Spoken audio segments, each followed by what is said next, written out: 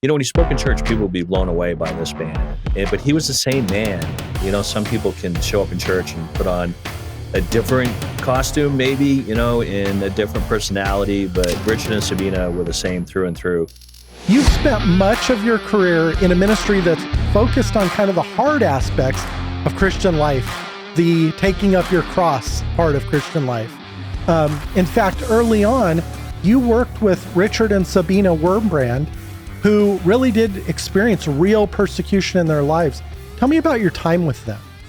Thanks, Garritt. It was, really, it was the most important part of my life. I think it's set the stage for a lot of what I do now. It's kind of a unique testimony how I met Richard and Sabina. I had read the book, Tortured for Christ, and it really rocked my world. I went to a church that didn't teach about persecution. They were kind of just inclusive in their own little community.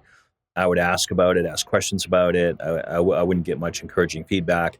And I started reading. I started getting in the newsletter and reading monthly Richard's writings. And I committed to pray for 1 year that I would get a chance to hear Richard speak during his lifetime before he passed away. And every night I just got on my hands and knees and I prayed I would get a chance to hear him speak. I didn't even pray that I would meet him. I figured that was too much of a prayer. I didn't really have faith for that. And, fast forward a couple years later, and I got hired by Voice of the Martyrs. It was called Christian Missions to the Communist World back then. First time I spoke to Richard on a phone call, I didn't understand a word he said. He had a heavy Romanian accent, but I ended up traveling with him. I went to Romania with him after communism fell. I spent time traveling around the U.S., speaking in churches. And then the most special time I spent with Richard and Sabina was in their home when they couldn't travel anymore.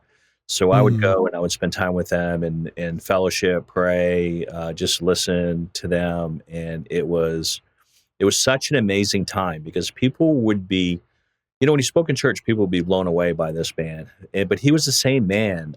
Some people can show up in church and put on a different costume, maybe, in a different personality, but Richard and Sabina were the same through and through. Sabina was the most holy person I've ever met in my life.